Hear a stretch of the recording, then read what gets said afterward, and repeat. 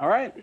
So hello, everybody. I am Paul Downen. I'm coming, all the way from UMass Lowell, just a little bit north. But the point and, well, the title, the point of this talk series is Foundations of PL. It's sort of what do you need to know to do PL research? That's kind of one of the primary goals. I kind of plan to navigate in ways that are a little bit more interesting, but I did want to start out with at least the basics, the common basics, and say, well, some of the things that all the PLP papers that you're going to read will assume that you know, and they won't tell you, right? So there's just some amount of pre-existing knowledge that you need just to get started reading these PL papers, and there's this kind of a common tool set of things that you need to know how it works to get things done. So because we're a very mixed crowd, some people have lots of experience and are already almost experts in, well, certainly some of these things you're already experts in, and others are newer to the field. So I'm going to try to balance both of these things and try to do an introduction, especially for the people that are a little bit newer and maybe haven't done some of these things. But for people who are experts, you probably have heard many of these things before, but have never actually done them for yourself. You just kind of believe that it's true and that it works. So now is your challenge to actually do the work and do some of these things for yourselves so you actually have an appreciation and understanding on kind of what is that groundwork that goes into kind of all of the programming languages that we study these days. That's the idea. And as far as like what are we going to do, eventually we're going to get to some more advanced fancy pants stuff, but the idea is trying to stick with the basics as much as we can, right? And in programming language, what is the basics? It's induction. Everything is ultimately by induction, right? And so I'm going to try to avoid some of the, well, more complicated things, but sort of show how everything really is just an advanced inductive argument or inductive definition at the end of the day, right? That's the pretty much the one tool that we have in our toolbox, but it's a really, really big and powerful tool that blows up everything. All right, so to get started, let's go. So now you've already seen some of Amal's lectures. I think Frank's was a little bit different, but also starts with a very similar thing. So I'm going to, just like everyone else, start with simply typed lambda calculus. This is kind of the backbone of just about every programming language these days. And so let's get going. And right, so what do we need in order to sort of talk about our language, right? First step, we need to know what is the syntax, what are the kind of expressions that we can write. And I'm going to write it this way. We've got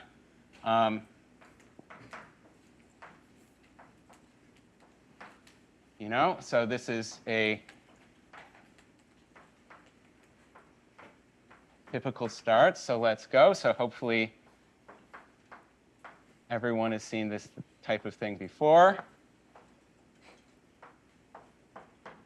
And usually people will not write this line. Sometimes I do if I'm feeling extra nice, which is saying my language is going to have some variables in it, right, which stand for actual identifiers that you're going to write in your program. But if we want to talk generally about things, I don't just want to talk about the foo function, I want to talk about anything, right? I have these meta variables, which I'm saying when I'm saying I write x, it's for an arbitrary identifier. And how many identifiers do I have? Kind of infinitely many. I won't dwell too much on that. That's pretty much any word that you can write. Right? Think about just your regular old programming language. You all have a lot of intuition for how that works, right? We've got a lot of identifiers. So when we write things like x, y, z, we mean an arbitrary label. I'll also have constants.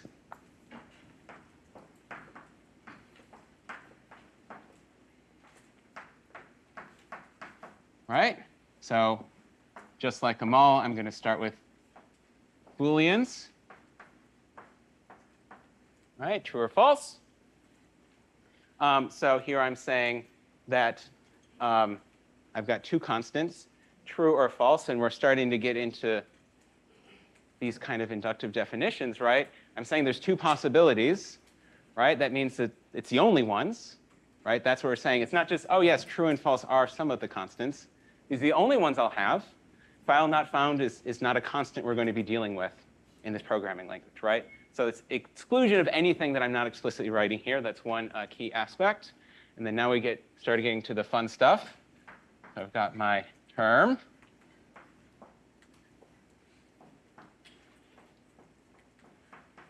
So now we're going to write what are the actual terms of the language. Some people call these expressions. Right? There's a bunch of different terminology.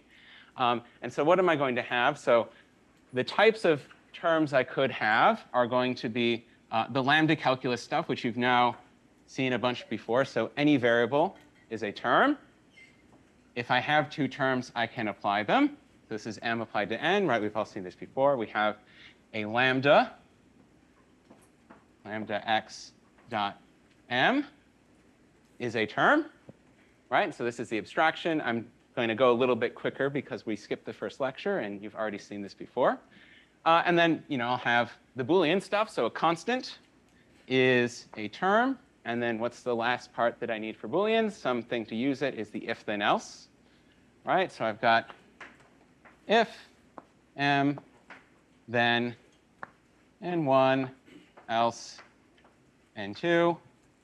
Okay, so this is kind of the syntax for my little language. We've seen it a bunch before. I won't dwell too much on all of the parts that have been talked about before. But this is an inductive definition of three things, right? We're sort of defining variables as this large infinite set. Constants is two things. And terms, of course, are recursive, right? If I have any two terms, I can build bigger ones, or any collection of them, right? So I can apply them, I can abstract over them, or I can have this if-then-else thing, right? And so the fact that it's inductive, and this is going to be kind of the trick, everything that we do is we start building more and more definitions, those will also be inductive, right? It means that these are the only things I could have, and each one is different, of course, right? So if I have some function application, so if I have a identifier named plus,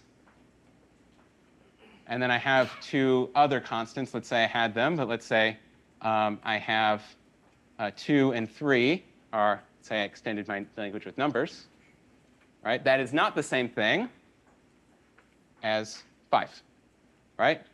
Because every application is different from a constant, right? Even though we would know if we ran it, they are the same thing. Okay, so that's the syntax. And the goal for today that I plan to cover ultimately is going to be type safety, right, in this form of progress and preservation. So Mal talked already a little bit about progress and preservation. And while it's not the only way to do type safety, it's often a very easy way to do type safety if it works. So we'll kind of look at how do you do that. And so for that, we need to know how to run programs, right? And then we also need to know how to type check them, right?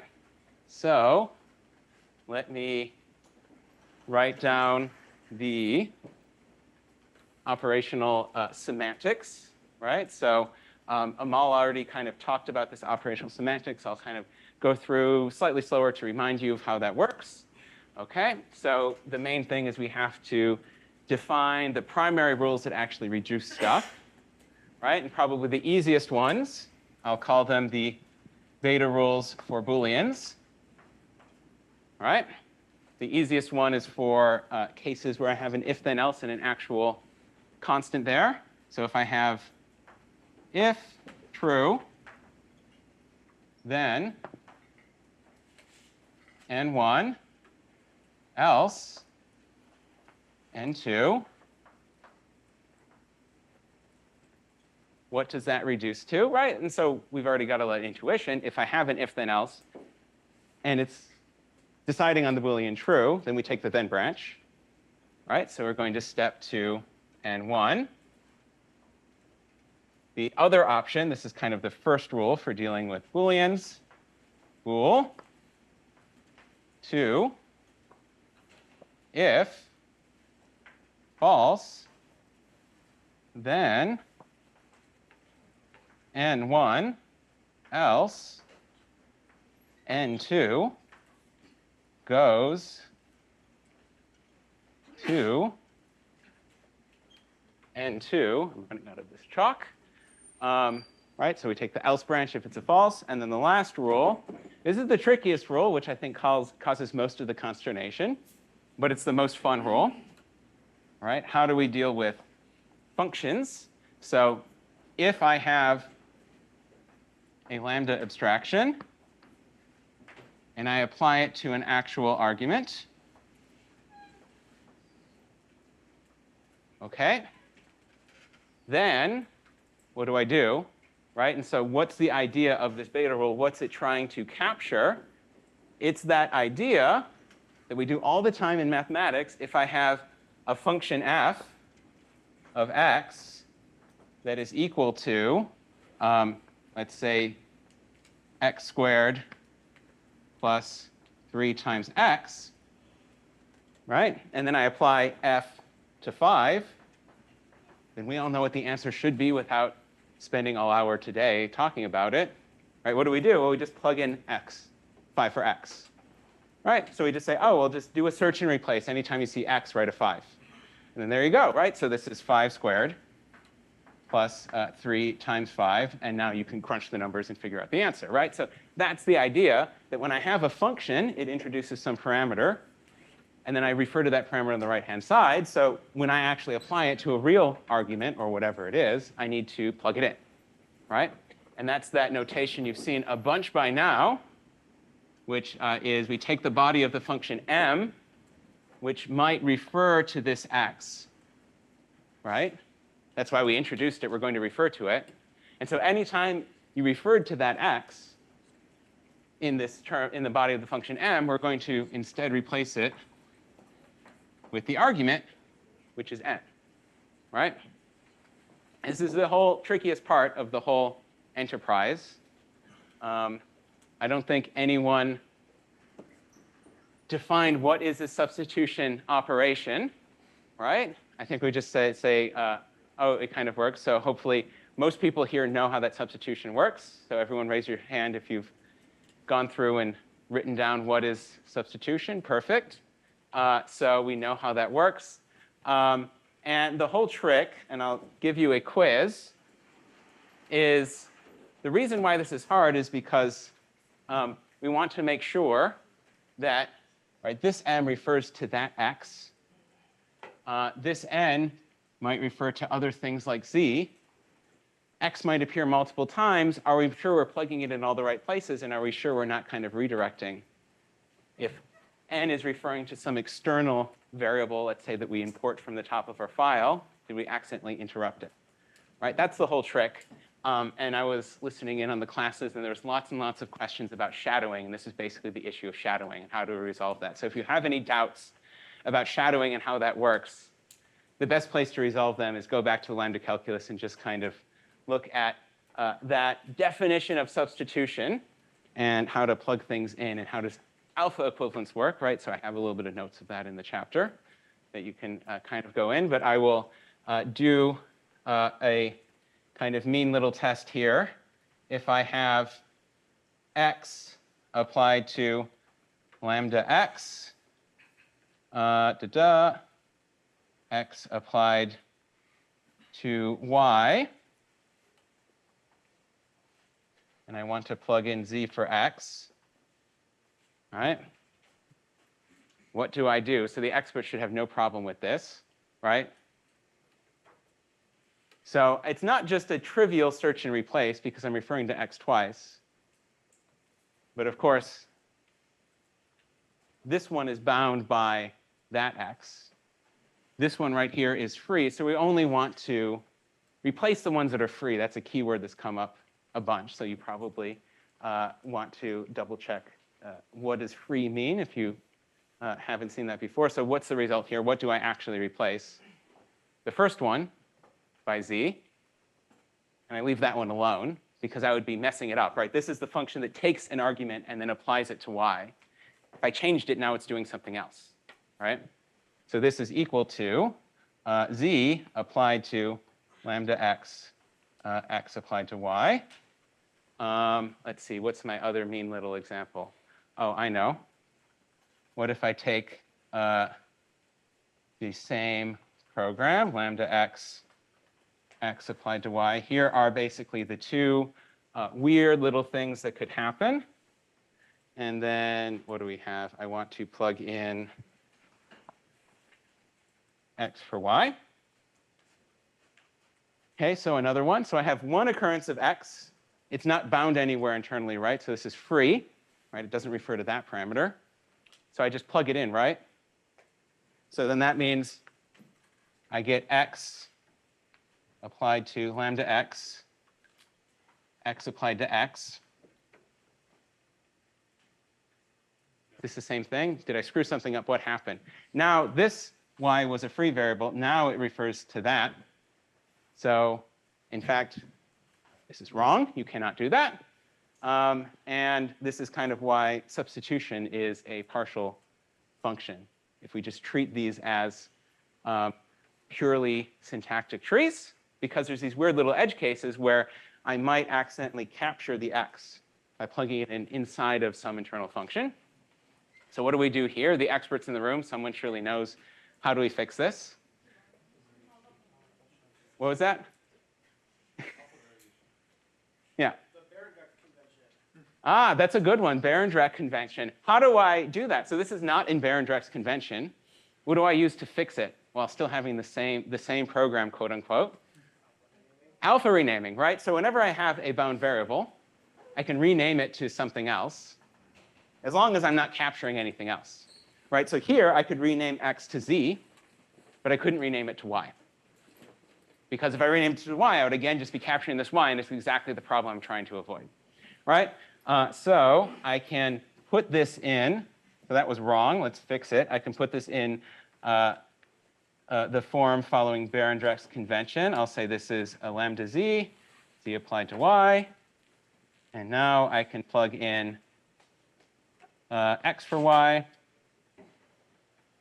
right? And this is equal by alpha equivalence, right? I'm just renaming local variables because the name of the local variable shouldn't matter. And then what do we get? So we plug in x for the y here. And the whole point of the convention is that we're not going to be reusing. If something's a free variable somewhere, it's never going to be bound anywhere else. And no binders will copy the same name. They'll all have different names, right? And then all of these problems start going away, right? So hopefully, we won't have too much consternation over shadowing. I know it's like this topic that keeps coming up. There's kind of ways of fixing it. And basically, there's two solutions. There's two philosophies you should have in your life. One is it all goes away up to alpha equivalence. So really, when I have these trees, they're not just raw trees, but really any local renaming, if I rename any variable, then that's the same tree, right? And so probably morally, what I'm doing is everything is up to alpha equivalence of terms, and then we ignore the problem, and we never think about it again. And no one asks about shadowing, because just rename, the names don't really matter, right?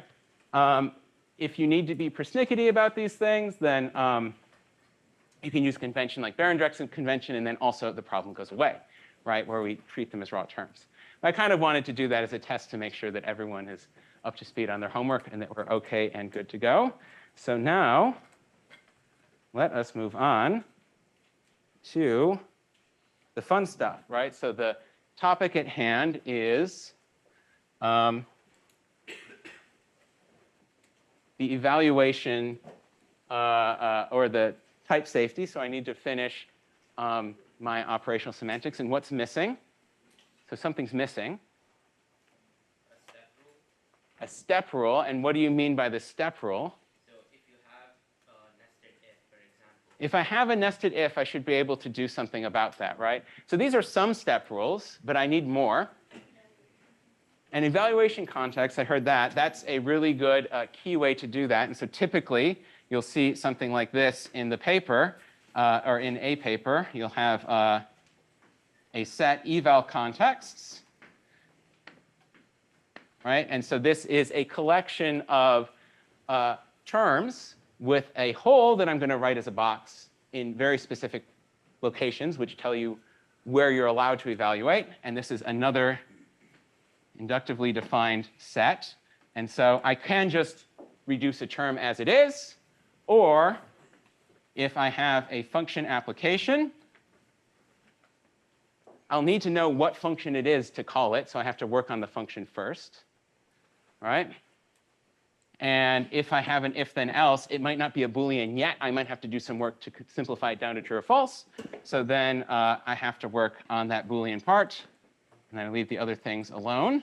And 1, else, and 2. Okay. And often this is what you'll see in a paper, right? There's one more kind of detail that I want to write down that is often left out because of how standard this is, which is, well, what's the point of writing this E? And what do I mean by that? Well, I've defined a reduction relation, which is this maps to arrow. This is going to be an inductively defined relation. So these are the only rules. And then I've defined a grammar. Okay, so what? Right, the whole point is if you find something to do in that hole, then you can actually do it, right? And so the kind of closure rule is like this. If you can figure out how to reduce m to m prime, then you can do that step in one of these evaluation contexts. My chalk is very much disappearing, so I'm going to have to switch.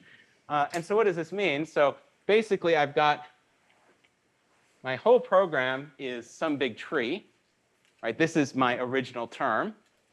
And then that's going to get divided into an evaluation context E. And then this part here is basically where the hole is. And then here's my little m here. And so I'm saying if you identify something that you know how to reduce using one of those rules, then you can do a replacement at this point of the tree, reduce m, turn it into an m prime, and then plug it back into that exact same context, right? So it's a context in the sense of, well, I've got a page of text, and I highlight a part, and then what's around that highlighted part is the context, and we can update the highlighted bit. That's the idea. Okay, so we've seen this a bunch before, and what else do I need to actually do type safety is, what else do I need? Oh, the typing rules, right? So what are the typing rules? So I'm going to have, let's see, which board do I want to put that on? I will put it on this board. The typing rules. So it's the last ingredient before we can actually start proving progress in preservation. Okay. And so part of it is we need some types. So I'm just going to have the basic types that we've seen before. So I've got A and B are going to be either the Boolean type or A arrow B for my two types of things. All right, and we've kind of seen this before. Whoops. I've got my environment.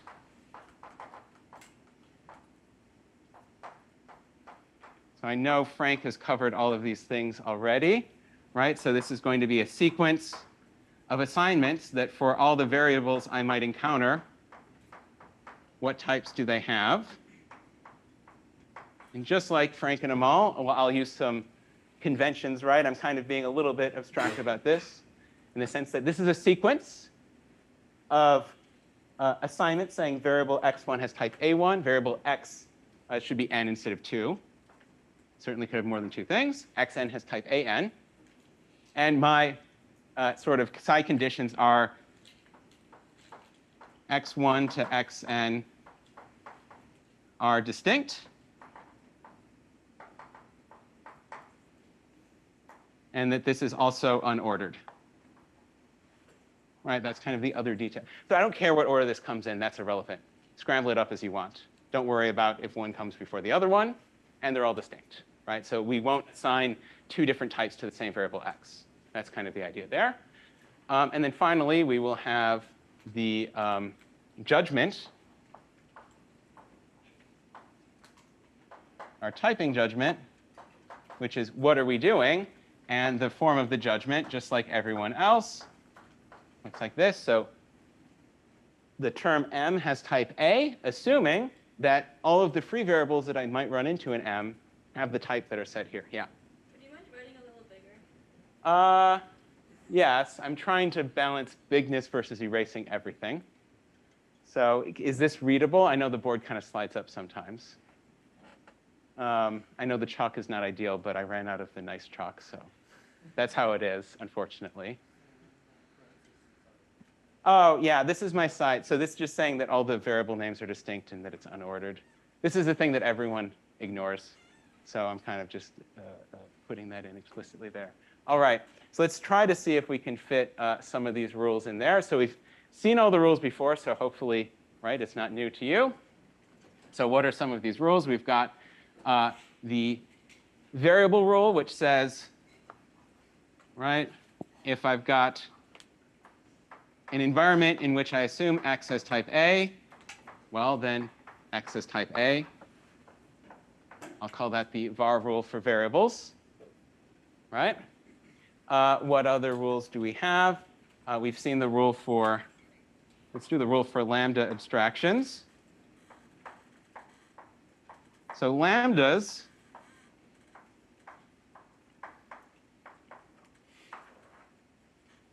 represent functions, right, where x is the input and m is the output. A is the input of the function type, right? A is the type of the input. B is going to be the type of the output. So how do we type check this? Right? We need to type check the body of the function, and then what do we have to do? Add the, add the variable x to the environment, because that might be referred to in M, and then double check that it has the type B. And so this is the introduction rule for functions, right? These are kind of all the rules that we've seen before. I'm just going a little bit slower just in case you've forgotten. And then the how do I use a function? That's the other rule. How do I use one? So I need the function, and what do I need? I need an argument of the same type, right?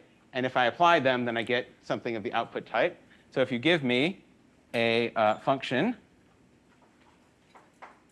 m of type a arrow b, and then you give me an argument n of type a, then I can apply them. M applied to n will have type b. So this is the way that we use the functions. That's the elimination rule, using kind of the same terminology that we saw in the previous lectures. And then what's left? I need to say something about the Booleans, right? So what are the rules for those? Well, let's do the interesting one. So how do I type check an if then else? Right? So for this to make sense, what do I need? So the rules that I have are only really defined for true and false. So, well, true and false are both Booleans, right? So this is the bool introduction. My first one, false. Let's bring this up here, is a Boolean.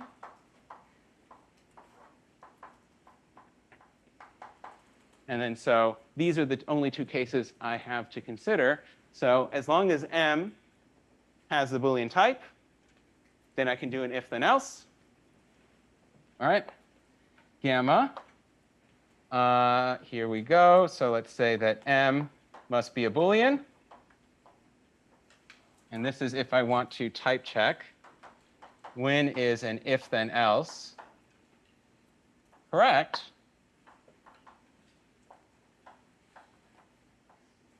Okay, so what else do I need to know? So how do I finish it off? So this better be something that's true or false, so it better be a Boolean. The two branches have the same type. Which type? Yeah, whichever. It doesn't really matter as long as they're the same. N2 has type A. So then if they both have the same type, then that's the type of thing I return, right? We kind of justify that. And often I go the other way. I look at the rules and I say, well, I know what to do for any Boolean value in the position between the if and the then. I don't know which result that I'll get. So they kind of have to be the same, right? OK, so this is our kind of review of all of that stuff that we saw. And now the goal is going to be to prove type safety, right? And I'm going to do it using this progress and preservation method, which the nice thing is it's probably the most straightforward and easiest way to do it, if it can work. And it easily scales up to lots and lots of things, right? So we won't have as many challenges. But why do we prove type safety? What's the point? And there's a couple reasons. Well, we like type-safe languages. That's nice, right? We like to write our programs and then automatically get properties about them for free without working that hard because our compiler is already going to be type-checking our programs for us. But for you, more personally, as PL researchers, we spend all day writing kind of wacky ideas down on paper that may or may not pan out. So you actually have to test your ideas somehow. And certainly you could write an entire implementation, entire interpreter compiler, and then write a whole bunch of programs and maybe or maybe not find bugs.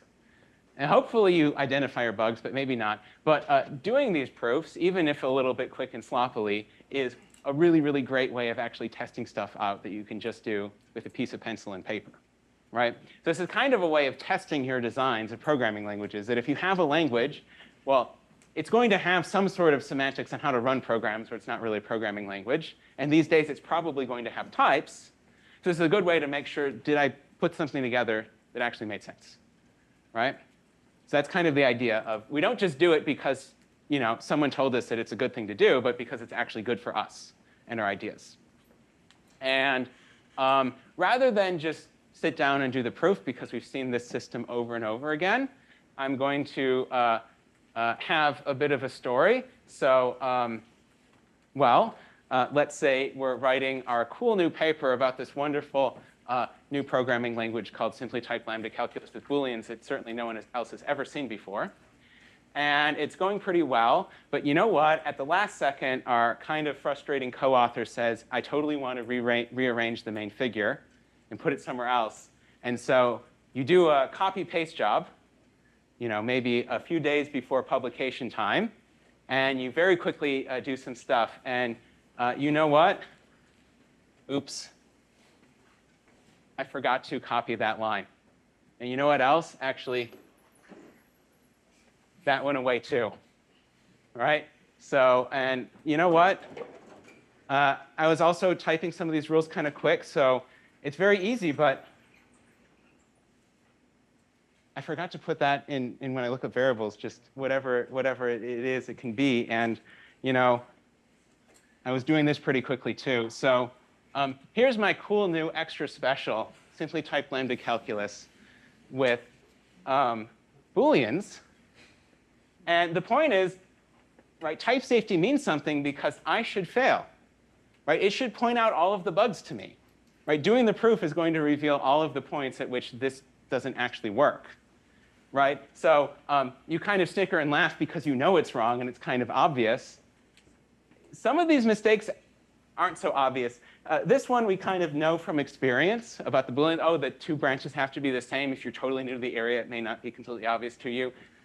Once you start going really, really fancy dependent types and refinements and all sorts of stuff, you can look at rules and they seem plausible, but you won't really know if they work, right?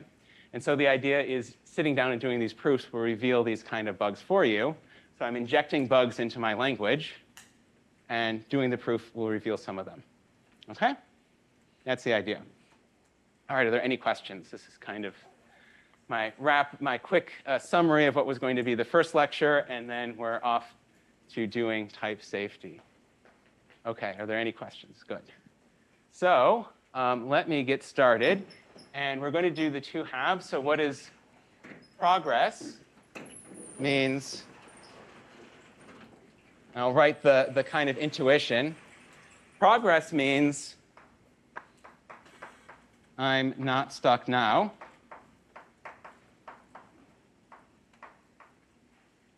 And preservation means the invariance of typing will keep going into the future, right? So types keep going into the future. Right? These intuitively are the two kind of ideas that it captures. And so, of course, if I'm not stuck now because I'm type check, and whatever type checks now is always going to type check in the future, then once I finally get to the end, I'll still type check, and therefore I'm not stuck. Right, that's the basic idea. Okay? And let's get started. Let's do progress first. I think that's going to take care of some of the more egregious problems.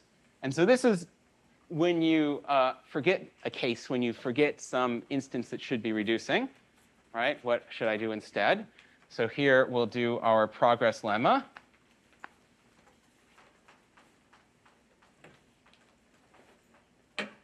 Okay. And what is the statement of the lemma? It says that if a term is well typed, so it has some type A in the empty context, then either, right, one of two things holds. Either M is a value, or two, M can take a step to some M prime. One of these two things. And even writing this down reminds me that I did forget something. So what did I forget? What's a value?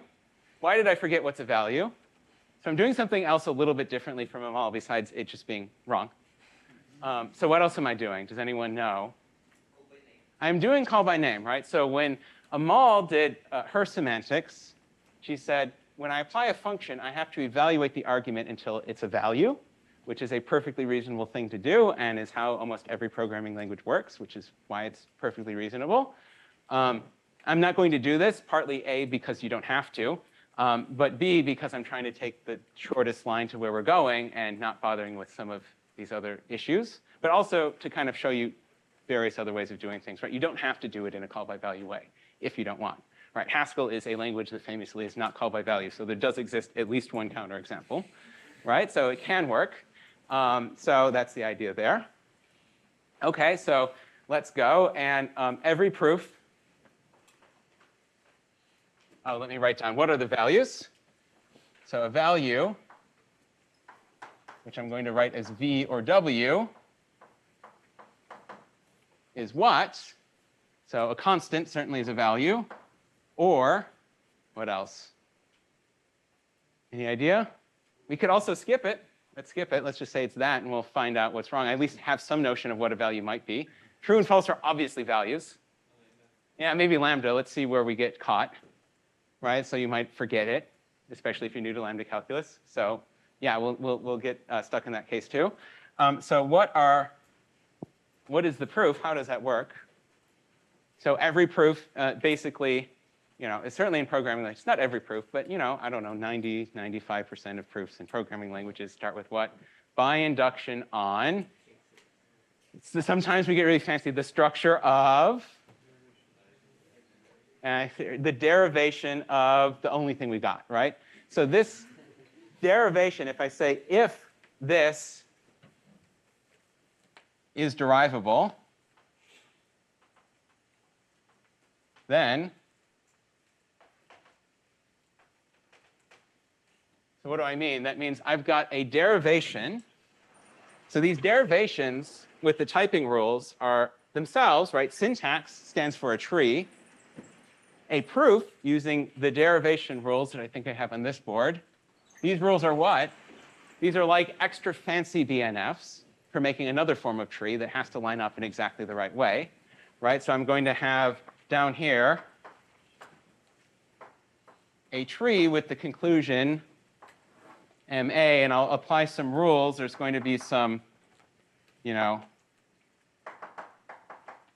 hypotheses, and this is going to keep going up. This is one big tree. It's a finite tree that I built following these rules, and trees I can induct on, right?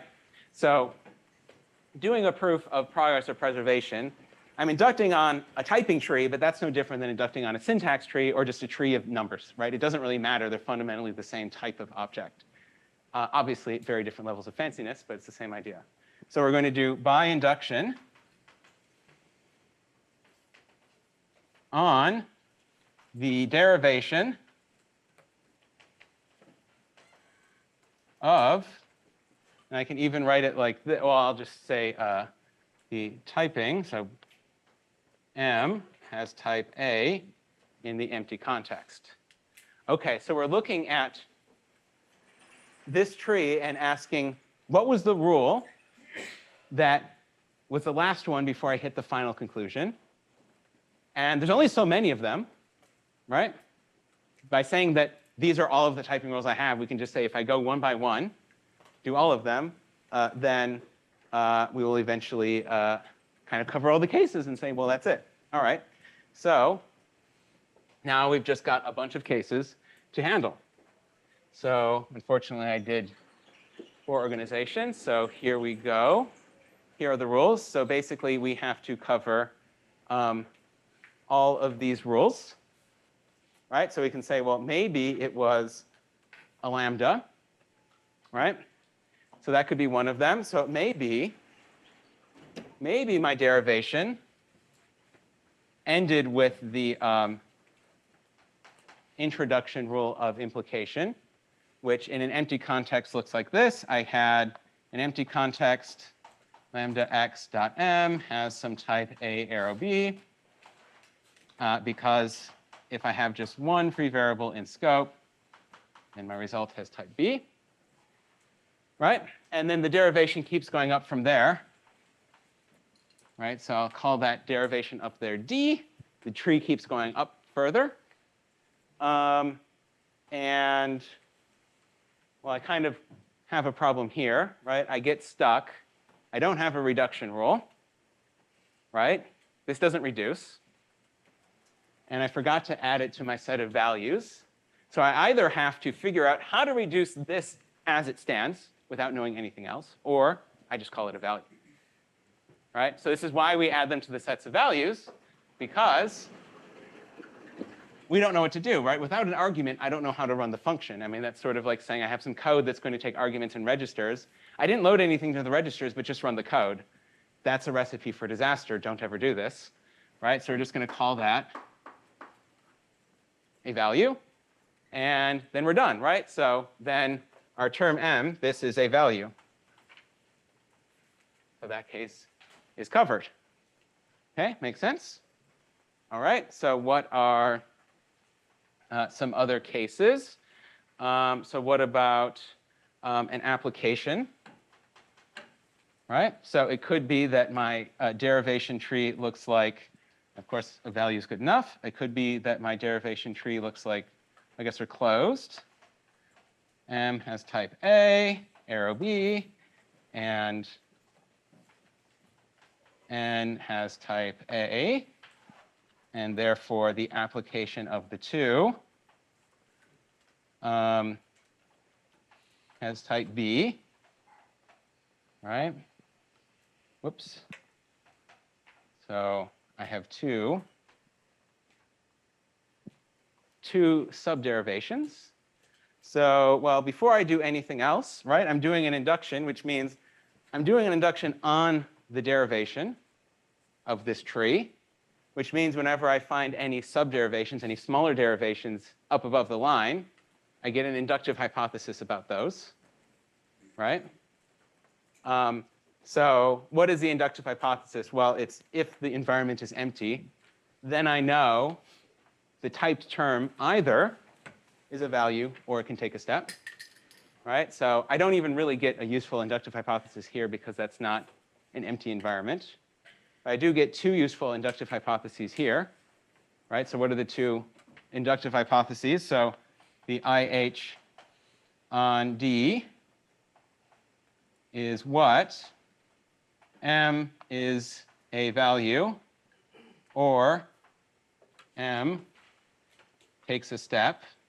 And then the inductive hypothesis on E is that E is a value, or, sorry, not E, N is a value, or N takes a step to some N prime. Right, so M goes to M prime, N goes to N prime. These are things that I know. Maybe they'll be useful, maybe not. And so what do I do? Well, in order to proceed, right, my reduction rule, my main reduction rule, wants the thing in the function position to be an actual function, and then I know how to apply it, right? So how do I proceed? Well, check this fact from the inductive hypothesis D. M is either a value or M takes a step, right? So we have two cases. Let me continue. Well, let's continue on the board here. Either M is a value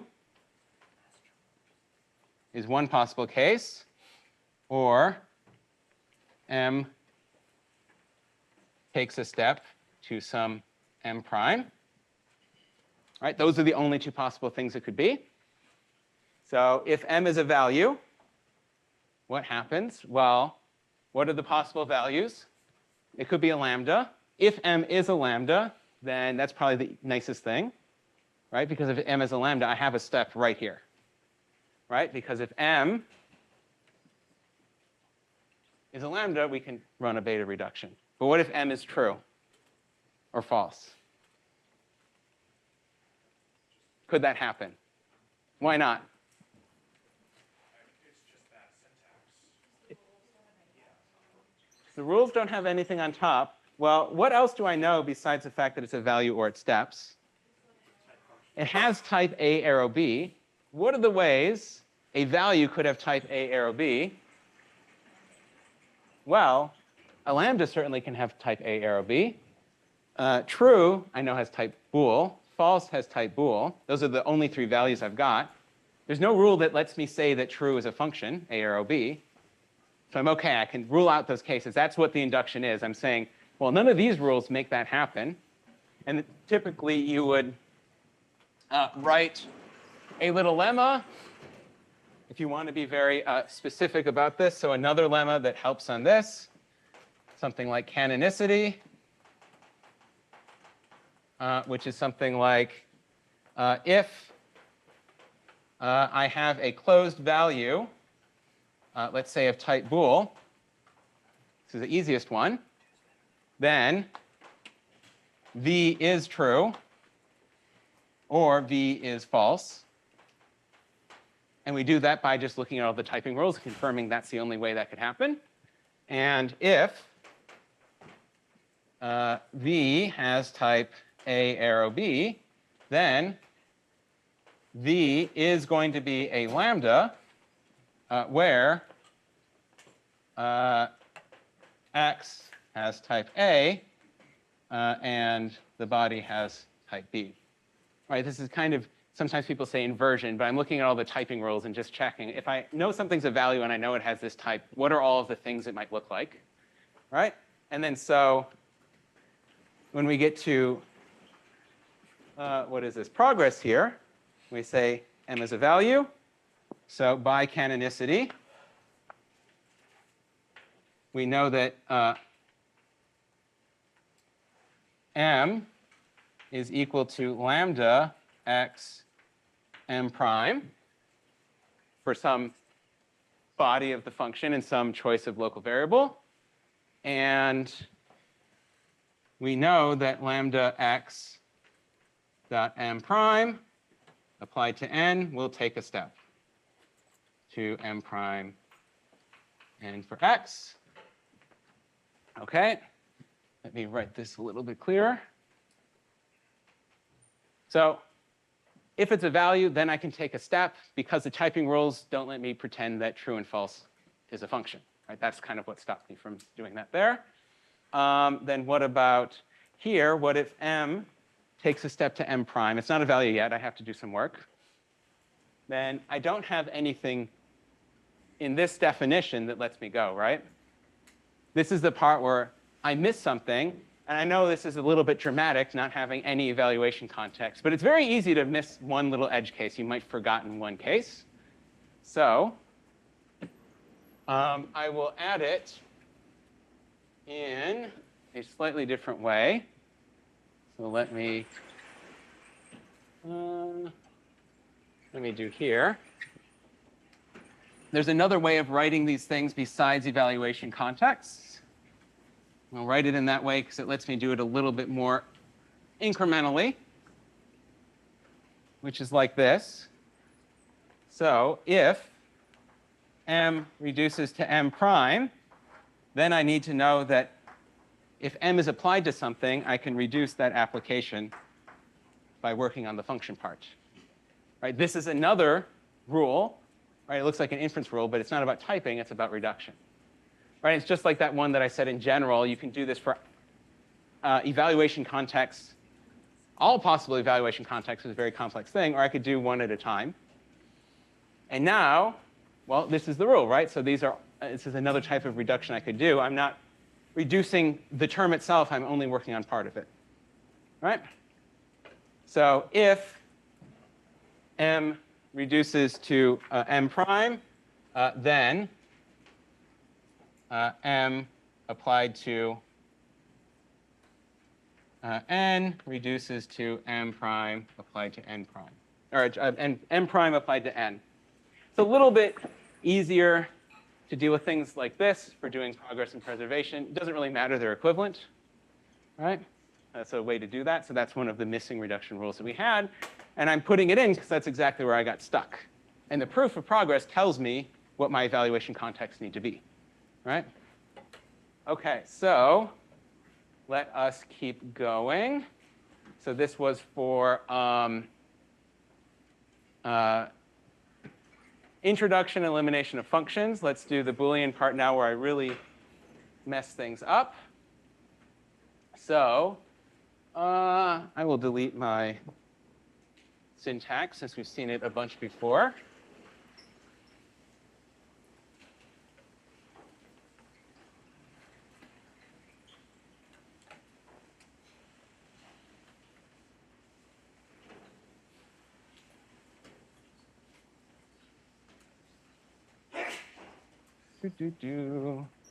OK, so let's keep going. So how many more cases do I have?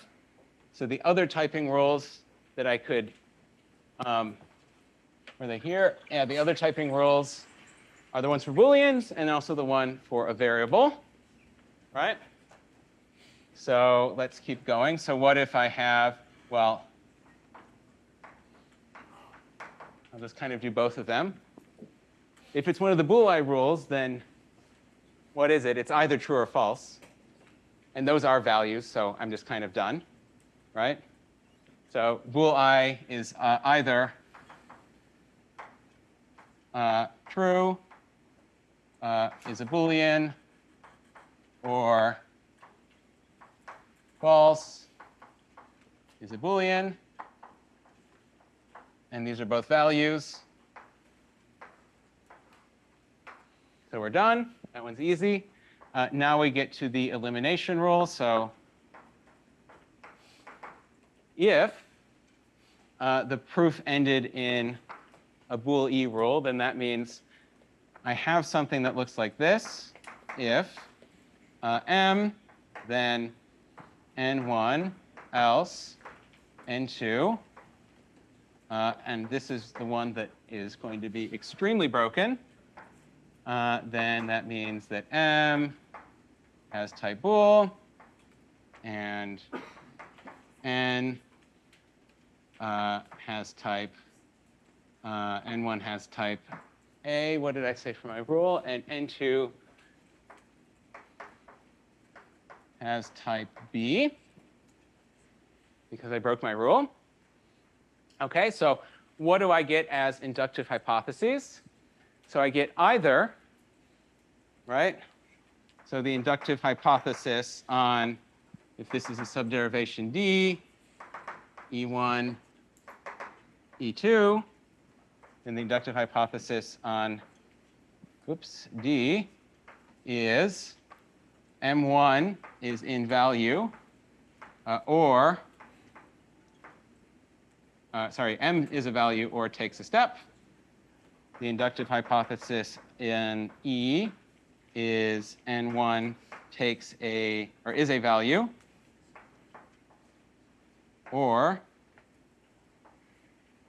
takes a step. And then finally,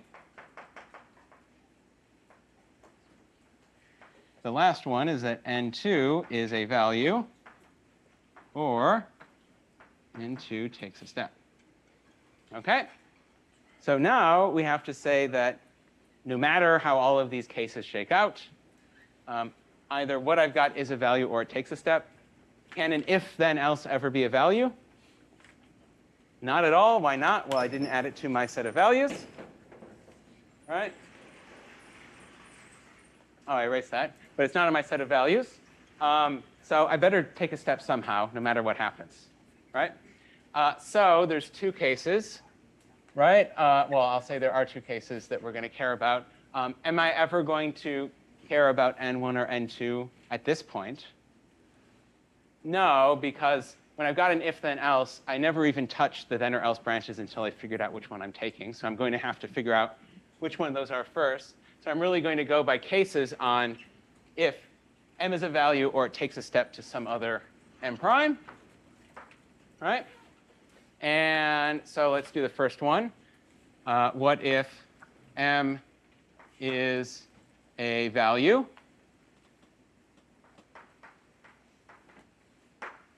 Then what does m look like? It could be either true or false. Right? So m is a closed term of type bool, and it's a value, so it has to be true or false. Right? So if m is true, then we have a reduction. And so this reduction is, the if true, and then n1 else n2 simplifies to what? n1. Okay. And then the other possibility is what if m is false? Then I have the expression if false, then n1 else n2. What is it step 2? Nothing, because I've lost the reduction rule in my copy and paste travesty. Right? And this is where I would find it. When I'm doing my proof, I'm double checking everything. I say, oh, actually, I forgot to say what that does. And this is the point where I get stuck. So type safety is finding another type of bug, which is this. Right? So my lost beta bool rule comes back. So if I've got an if false, right, we know how that goes. It goes to n2. So now I know what to do. Right? So if it's false, I on the fly fix my operational semantics. So now it goes to n2. So we're OK. We're not dead yet. But there's one more possibility. So what did I miss? So I finished with a subcase of a subcase of a subcase. So you have to pop back out just to see if you can keep track of things. Yeah, what if it's not a value, right? I was doing a case on either m is a value or it steps. What if it steps? I covered all of the it's a value cases, so I know what to do there. But what if m steps? So if m steps to m prime, then well, I need to do it. So OK, let's just make that a step. I'm not going to think that hard. Oops, that was my missing evaluation context. Then if, well, this is where the meta notation and the program notation gets very confusing, but hopefully the parentheses help. If m, then n1, else n2 will step to if m prime, then n1, else n2, right? And I have to actually give myself a rule that lets me do this, right? And this would be the other rule here, right? So if I can step on the function half of an application, I can also step whenever I encounter an if then else, and one else, and two, then I'm going to try to work on the part that needs to be true or false. And if that takes a step, I can take a step there. So this is m prime then. N1 else N2. OK. Now I'm mostly done. I will say these are all of the cases for the evaluation context I had. I just recovered them in a different way. In fact, this is what the evaluation context is pointing out. Any subterm here that I'm allowed to reduce is one of the places where the whole might have been in an evaluation context. We do that because in a large language, you'll have a bunch of these rules, and they get really, really tedious to write, as you can imagine. And it's much quicker to write an evaluation context of, or a grammar for those, and then just say, oh, do anywhere there. And it's become this really common shorthand, where originally this was kind of the form that it's based on. OK, there's one more case, right?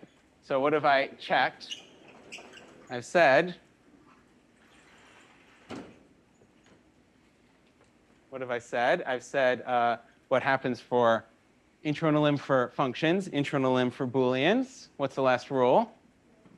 The variable rule, right? So there's one more case, which is the variable rule case. And it says what happens if I've got a derivation of this.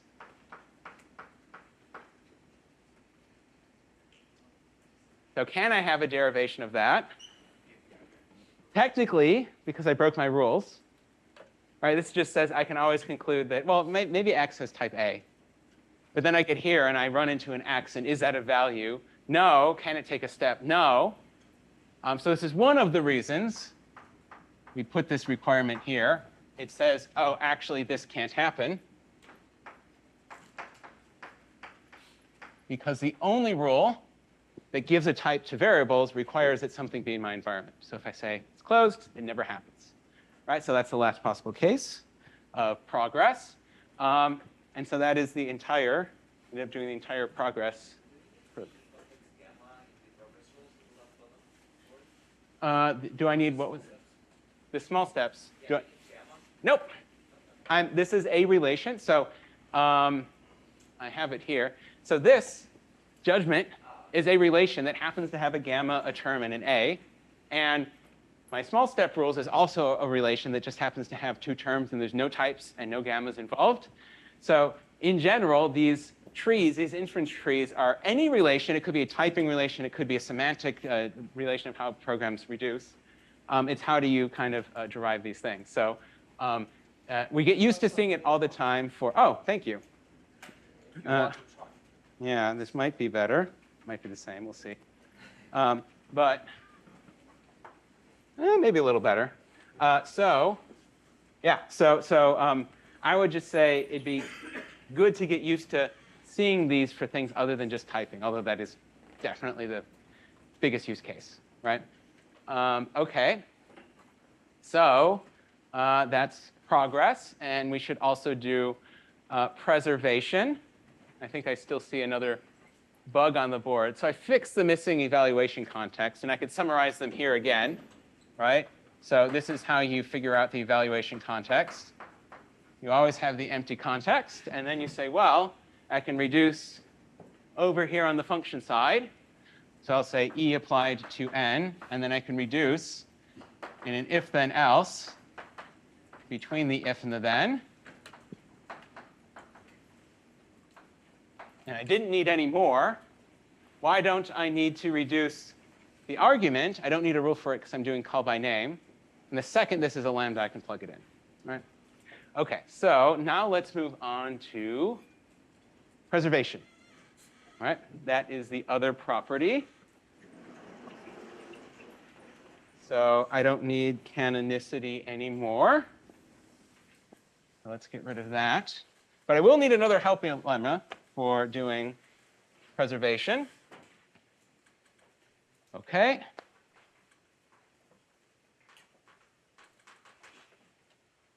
And so what does this look like? So preservation says that if, and you can restrict it to closed context, but there's no reason to do so, or empty context rather.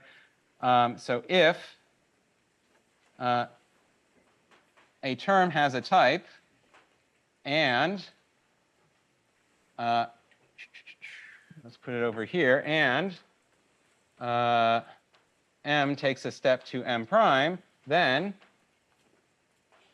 that m prime has the same type in that typing environment. Okay. Yeah. Sorry, just going back a little bit. Yeah. I'm confused what does the box mean in the environment? The E. So the box, let's see, here is a way to think of it. So if I have if not true, then yay, else who. Okay, so it's an if then else. I can't resolve it because I don't know what Boolean that is yet. So the way I kind of think is, well, draw a box around the thing you want to reduce. Does that grammar let you write the box here? So in particular is if, right, if we separate these, we've got if box, then yay, else who. So this is kind of one half, that's the evaluation context, and then the other half is just the not true. Suppose not is a function that I define, so I can call it. So this is something I can reduce, because not will be a lambda. I know what to do. This is the context around that reduction. Technically, you separate them, and this is the context minus the thing in the box. But if you're just looking at your term, I write a box around there and say, I want to reduce here. Does my evaluation context put the box in that spot or not? Right? So for example, if I tried to write it here, I cannot do that, because none of those cases let me write the box in the then or else branch. Right? Okay, so let us do preservation. Okay, and so I'll help, and you can finish. Proof by induction on, well, I'm given two things now, a typing derivation and a reduction. So both of those things. So basically, you're checking how was this type checked, and also what reduction was used to simplify the term. Right? So it's by induction on both the derivation telling me that m has type A, and the step m goes to m prime. All right? We just basically check all possible cases where the shape of the reduction rule on the left-hand side matches the conclusion of a typing rule. Right? And that's all we're checking. Okay? So, let us get going. Okay, so we know that it type checks, and we know that I take a step. So you kind of get to decide which way you go first. I often find it easier to go by the reduction first, in a sense intuitively, like let me sort by looking at all the possible reductions I could make and then how they're type checked. Mostly because there's two main categories. There is, let's do the interesting ones first. I have an actual step that is my term, one of these rules. So let's say, how could that be type checked, and see if it works out. And then the other one is these. Oh, yeah. We've reduced some subterm. And this is really just checking we're not doing funny games, that if I swap one bool type thing with another, right, nothing really funny happens. That was just kind of go through very boringly by the inductive hypothesis. This is where you'll discover interesting stuff. So I'm going to start with those first. So it could be that I have an if then else. So if true, then n1 else n2. Okay, so that's my rule, and I take a step and go to n1. So suppose that was my reduction. How could I type check it? Based on the rules here, I would have had to use, this is my bool elimination rule.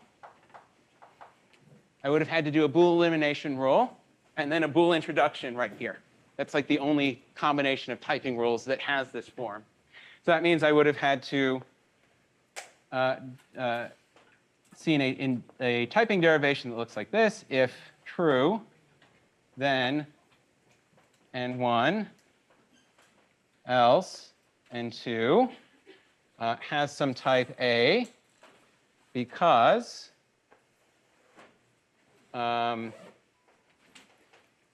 true has type bool, which it does. That's a bool introduction rule. So this is the bool elim rule. And then N1 has some type A according to the rule. And then, you know what, let's do the false case first. This is the more interesting one. It's about the same, so I do false. And then we get N2 here. This is false. And then N2 has type B. I'm doing the interesting case first, the one that's broken. So that means I have two derivations here, a D and an E. And now I need to justify why N2 has type A. Right, that's what I need to conclude. The left side had type A, so the right side has to have type A. Right? And does the right side have type A? Probably not. Probably not, because I said that could have been any other B. So this is the other kind of fix that we need to make. So this tells me why both sides, this is the reason why both sides have to have type A, because I don't know which one I'm going to get. Could be one or the other, right? So that means this, I make the fix that has type A. So I have to explain why does N2 have type A, but that was given to me, right, as a derivation right here. So therefore, that's the reason why the right-hand side has type A. The case is done. All right? And then we could do the other one. If true, then N1, else N2 reduces to N1. Well, in this case, it looks about the same, except this is a true instead of a false. And the reason why the right-hand side is type A is right there. All right, so I've got a derivation in either case. OK. All right. Now we go to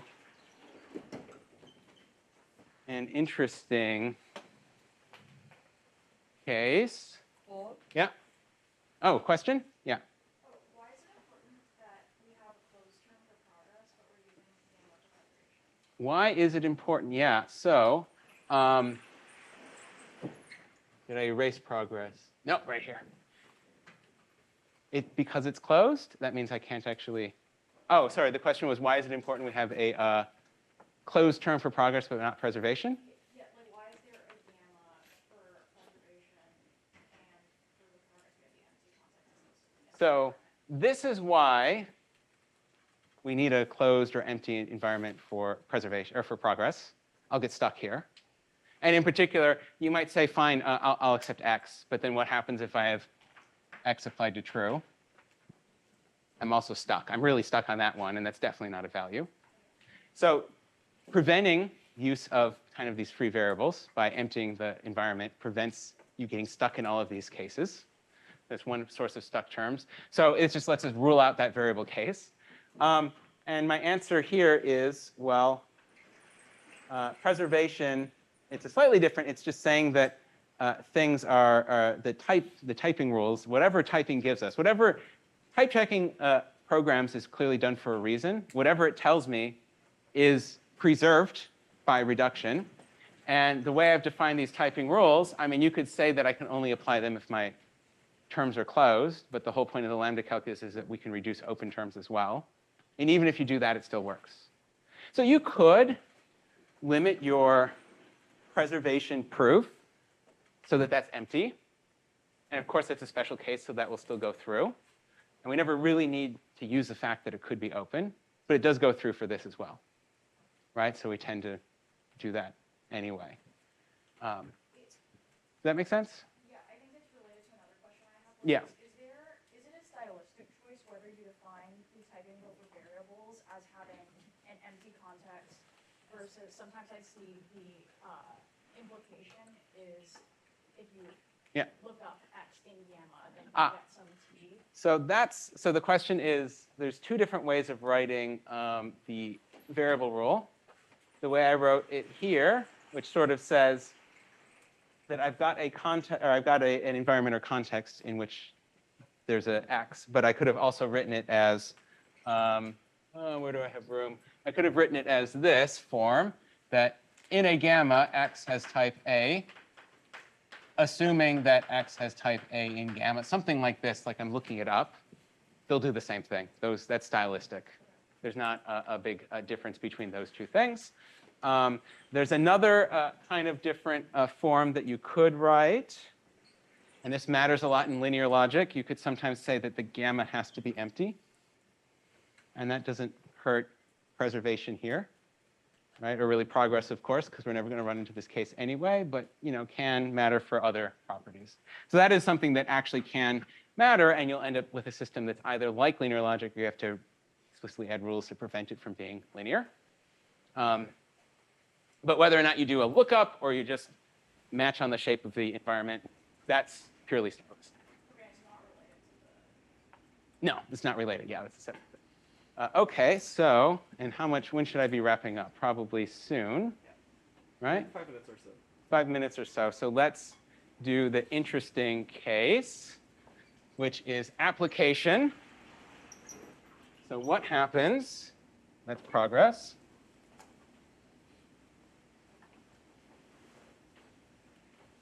What happens in the application case? So if I've got a lambda, x.m, applied to n, we'll take a step to m where I plug in n for x. And then how do I type check the left-hand side? There's only one way. It could look like this. I have a conclusion that lambda x dot m applied to n has some type, I'll call it b, by the elimination rule for functions. And that's because the lambda has type a arrow b, and the argument n has type b. No, sorry, A. And then how do I type check the lambda? There's only one rule. It's the introduction rule for the functions, right? So that derivation has to continue on as x of type A, m of type B. So I've got some derivation that looks like this, and some derivation continues on like that. And now I have to explain, why does m, when I plug in n for x, have type B? So this is not something that's nearly as obvious as those cases for bool, where it's just right there. How come? Because I'm rewriting a whole term, right?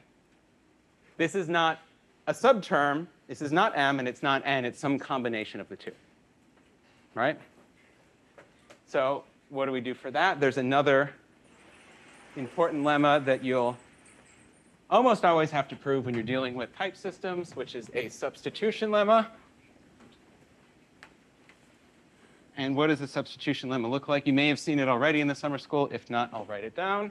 The substitution lemma is if gamma x of type A proves that m has type B. So m is a term that might refer to an x of type A. And I've got an n that indeed has type A.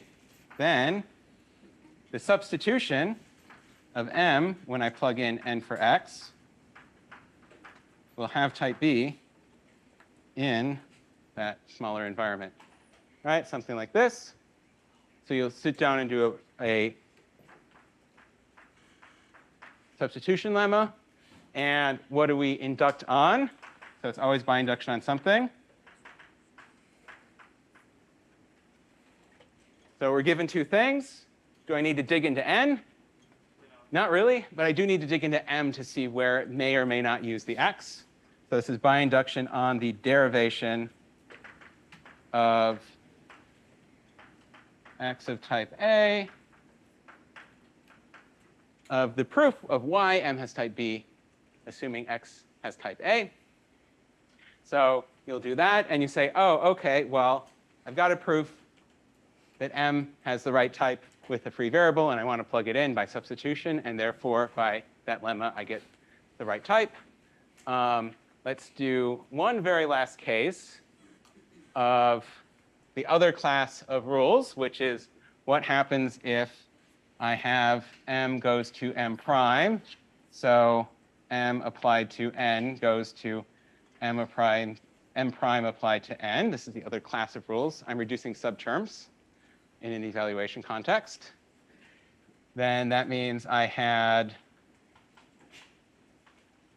a proof that the application had some type B, assuming the function had type A, and then the or A arrow B, and then the argument had some type A. So I've got some subderivations. So I need to show that m prime applied to n also has type B. And why is that? Well, I know m steps to m prime. I know that m has type A arrow B. And so by the inductive hypothesis of preservation, m prime also has type A arrow B. So I just do a replacement so that I've got an inductive hypothesis on D. So then I say, oh, by my inductive hypothesis on D, then that all works, and then that works, right? So that's kind of the last step. So I think I need to wrap up about now. I will make one more note for some exercise fun thing to do. So Amal was talking about how to add recursive types to the logical relation model in order to prove type safety. And, well, you can do a lot more with logical relation models than just type safety, so this is still a really interesting thing to do.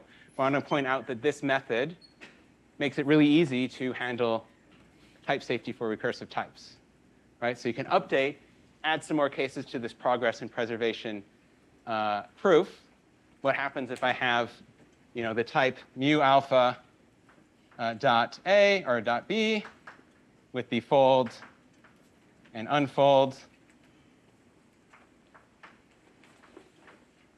operations, right? So fold, unfold takes a mu alpha dot B and turns it into a B, where I plug in mu alpha dot B for alpha.